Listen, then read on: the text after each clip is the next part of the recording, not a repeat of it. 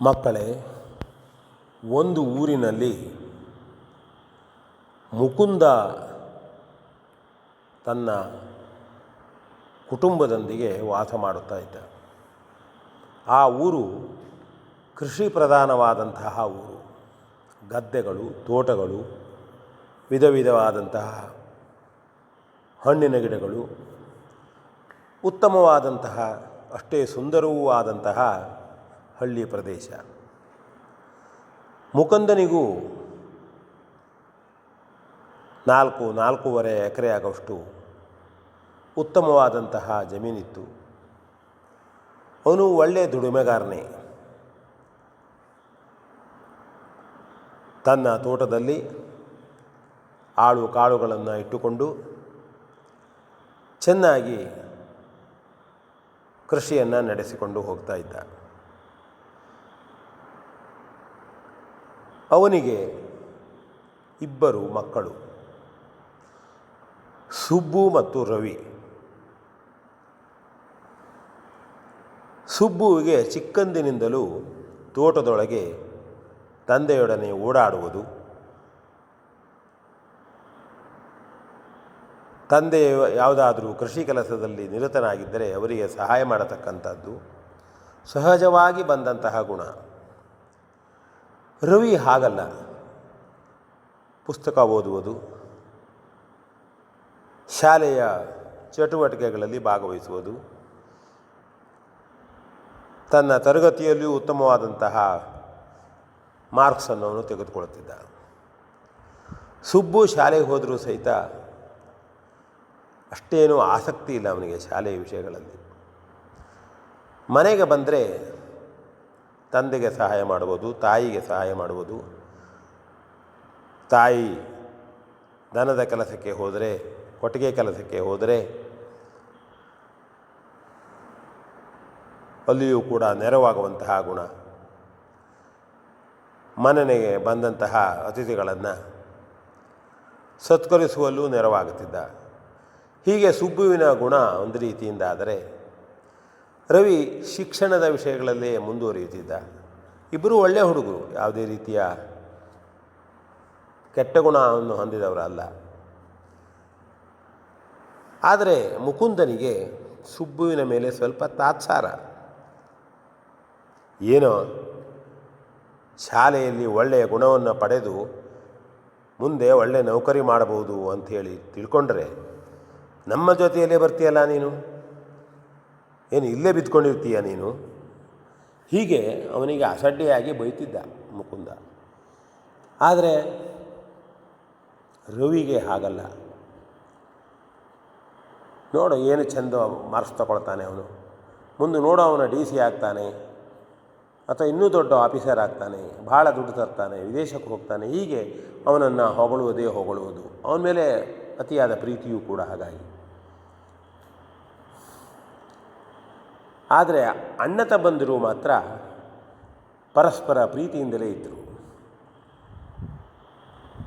ತಮ್ಮನ ಕೆಲಸವನ್ನು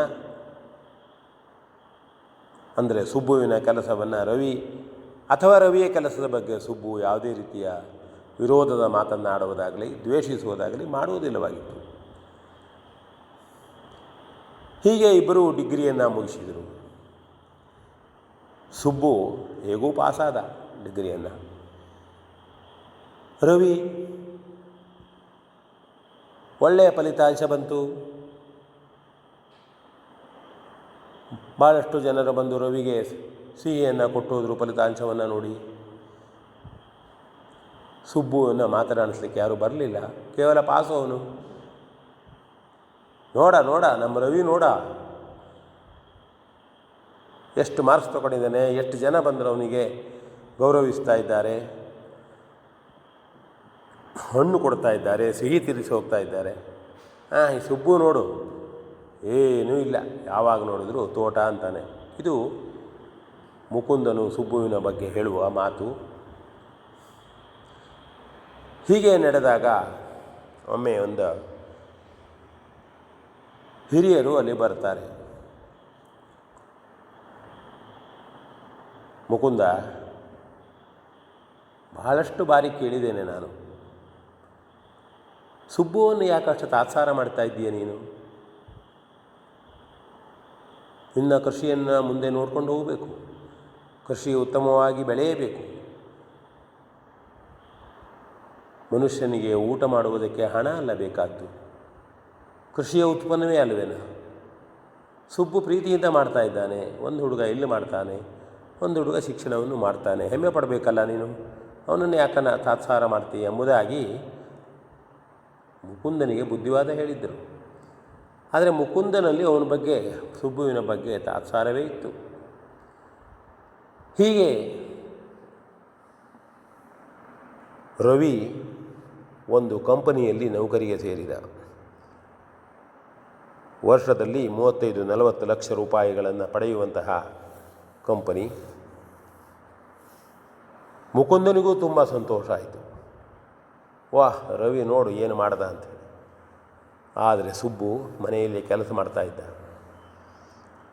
ನಿಧಾನವಾಗಿ ಸುಬ್ಬು ಬೇರೆ ಯಾವುದನ್ನು ಆಲೋಚನೆ ಮಾಡಲಿಲ್ಲ. ತಂದೆ ಬೈದರೂ ಪ್ರೀತಿಯಿಂದ ಸ್ವೀಕಾರ ಮಾಡಿದ. ತನ್ನ ಕೆಲಸವನ್ನು ತಾನು ಮುಂದುವರಿಸಿದ. ನೋಡುತ್ತಾ 4 ಎಕರೆ ಜಮೀನಿನಲ್ಲಿ ಅನೇಕ ಬದಲಾವಣೆಗಳನ್ನು ಮಾಡಿದ. ಆಧುನಿಕ ಯಂತ್ರಗಳನ್ನು ತಂದ, ಆಧುನಿಕ ಸಲಕರಣೆಗಳನ್ನು ತಂದ. ಕೃಷಿಯನ್ನು ಆ ಹಳ್ಳಿಯಲ್ಲಿ ಇನ್ನೂ ಮಾದರಿಯಾಗಿ ಮಾಡಿದ. ಸುದ್ದಿ ಹೋಯಿತು ಎಲ್ಲ ಕಡೆಗೆ. ಆದರೂ ಮುಕುಂದನಿಗೆ ಮನಸ್ಸಿನಲ್ಲಿದ್ದಂತಹ ಆ ಭೇದ ಭಾವ ಹೋಗಲಿಲ್ಲ. ಒಮ್ಮೆ ಊರಿನಲ್ಲಿ ಒಂದು ಕಾರ್ಯಕ್ರಮವಂತೆ, ಸುಬ್ಬು ಬರಬೇಕಂತೆ ಎಂಬುದಾಗಿ ಒಂದು ಕೃಷಿಗೆ ಸಂಬಂಧಪಟ್ಟಂತಹ ಕಾರ್ಯಾಲಯದ ಅಧಿಕಾರಿಗಳು ಹೇಳಿ ಕಳಿಸಿದರು. ಮುಕುಂದನಿಗೆ ಆಶ್ಚರ್ಯವಾಯಿತು. ಏನು, ರವಿ ಹೇಳ್ತಿದ್ರು ಎಲ್ಲರೂ, ರವಿ ತಪ್ಪಿರ್ಬೋದು. ಇಲ್ಲ, ರವಿ ಅಲ್ಲ, ಸುಬ್ಬುವಿಗೆ ಹೇಳಿದ್ದಾರೆ. ಆಯಿತು, ಸುಬ್ಬು ಹೇಳಿದ, ಅಪ್ಪ ಬಾರೋ, ನೀನು ಬಾರೋ, ಹೋಗೋಣ. ನಾನು ಇಂಥ ಕಾರ್ಯಕ್ರಮಗಳೆಲ್ಲ ಹೋದವಲ್ಲ, ಯಾಕೆ ಕರೆದಾರೆ ಅಂತ ನೋಡೋಣ, ಬಾ.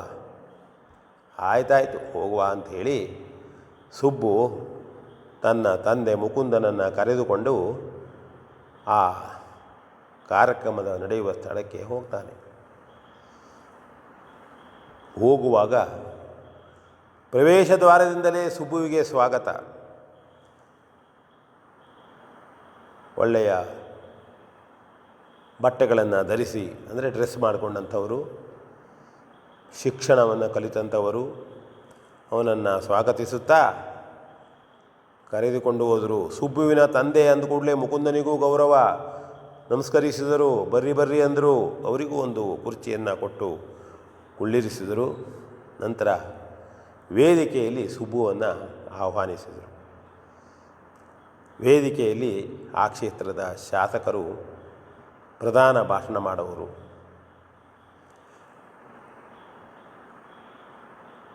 ಇವತ್ತು ನಮ್ಮ ಕಾರ್ಯಕ್ರಮದಲ್ಲಿ ವಿಶೇಷವಾಗಿ ನಮ್ಮ ಈ ಹಳ್ಳಿಯಲ್ಲಿ ಕೃಷಿಯಲ್ಲೇ ತೊಡಗಿ ಮೊದಲಿಂದಲೂ ನಡೆಯತಕ್ಕಂತಹ ಕೃಷಿಯನ್ನು ಚೆನ್ನಾಗಿ ಅಭ್ಯಾಸ ಮಾಡಿ ಕೃಷಿಯಲ್ಲಿ ಯಾವ ರೀತಿಯ ಸುಧಾರಣೆಗಳನ್ನು ತರಬೇಕು, ಎಂತೆಂಥ ಸಲಕರಣೆಗಳು ಅವಶ್ಯಕವಾದವುಗಳು ಎಂಬುದನ್ನೆಲ್ಲ ಪರಿಶೀಲಿಸಿ ಅತ್ಯಂತ ಆಸಕ್ತಿಯಿಂದ ಮಾಡಿ, ಯಾವ ಬೆಳೆಯನ್ನು ಹಾಕಿದರೆ ನಮ್ಮ ಭೂಮಿಗೆ ಉಪಯುಕ್ತವಾದಂಥದ್ದು, ಹೆಚ್ಚು ಹಿಡುವಳಿಯನ್ನು ಪಡೆಯತಕ್ಕದ್ದು ಎಲ್ಲವನ್ನೂ ಅಭ್ಯಾಸ ಮಾಡಿದಂಥವರು ಯಾವುದೇ ವಿದ್ಯಾಲಯಗಳಿಗೆ ಹೋಗದೆ ಕೃಷಿಯಲ್ಲೇ ತೊಡಗಿಕೊಂಡು ಸಾಧನೆ ಮಾಡಿದಂತಹ ಸುಬ್ಬೂರವರು ನಮ್ಮ ಮುಕುಂದ ಇವರ ಮಗ. ಅವರನ್ನು ನಾವು ಇವತ್ತು ಸನ್ಮಾನಿಸ್ತಾ ಇದ್ದೇವೆ. ನಮ್ಮ ಹಳ್ಳಿಯಲ್ಲಿ ಕೃಷಿಯಲ್ಲಿ ಬದಲಾವಣೆ ಮಾಡಿ ಅನೇಕ ಯುವಕರಿಗೆ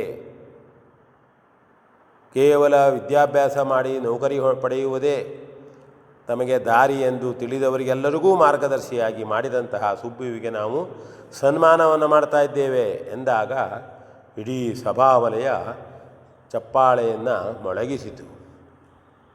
ಕೇಳಿದ ಮುಕುಂದ, ಅಯ್ಯೋ, ಎಂಥ ಸನ್ಮಾನ ನನ್ನ ಮಗನಿಗೆ, ನಾನು ಏನು ಹೇಳ್ತಾ ಇದ್ದೆ ಇವನಿಗೆ. ಆಗ 2 ನಿಮಿಷ ತಮ್ಮ ಸಾಧನೆಯ ಕುರಿತು ಸುಬ್ಬು ಮಾತನಾಡಬೇಕು ಎಂಬುದಾಗಿ ಹೇಳಿದರು. ಸುಬ್ಬು ನಿಧಾನವಾಗಿ ಹೋಗ್ತಾನೆ. ತಾನು ಈ ಕೆಲಸವನ್ನು ಮಾಡೋದಕ್ಕೆ ತನ್ನ ತಂದೆಯ ಆಶೀರ್ವಾದ, ತಂದೆ ಮೊದಲಿನಿಂದಲೂ ಮಾಡಿಕೊಂಡು ಬಂದಂತಹ ಕೃಷಿ ಕೆಲಸಗಳು, ತಾಯಿಯ ಕೃಷಿ ಕೆಲಸ ಇವು ನಮಗೆ ಉತ್ತೇಜ. ಆದರೆ ನನ್ನ ಸಹೋದರನಾದಂತಹ ರವಿ ಉತ್ತಮವಾದಂತಹ ಶಿಕ್ಷಣವನ್ನು ಮಾಡಿದ್ದಾದರೂ ಕೃಷಿಯನ್ನು ಮರೆಯದೆ, ಸಹೋದರನನ್ನು ಮರೆಯದೆ, ತನಗೆ ಬಂದಂತಹ ಹಣದಲ್ಲಿ ಪ್ರತಿ ತಿಂಗಳ ನನಗೆ ಸಲಕರಣೆಗಳನ್ನು ತರುವುದರ ಬಗ್ಗೆ, ಕೃಷಿಯನ್ನು ಬೆಳೆಸುವುದರ ಬಗ್ಗೆ ಅವಶ್ಯಕವಾದಂತಹ ಸಹಾಯ ಮಾಡಿದ್ದು. ಇಷ್ಟೆಲ್ಲ ಆಗಲಿಕ್ಕೆ ಕಾರಣ ಕೇವಲ ನಾನೊಬ್ಬನೇ ಅಲ್ಲ, ಜೊತೆಯಲ್ಲಿ ತಮ್ಮೆಲ್ಲರ ಆಶೀರ್ವಾದ ಎಂಬುದಾಗಿ ಸುಬ್ಬು ವಿನಯದಿಂದ ಹೇಳಿದಾಗ ಮತ್ತೊಮ್ಮೆ ಕರತಾಡನ. ನಂತರ ಅವನಿಗೆ ಸನ್ಮಾನವಾಯಿತು.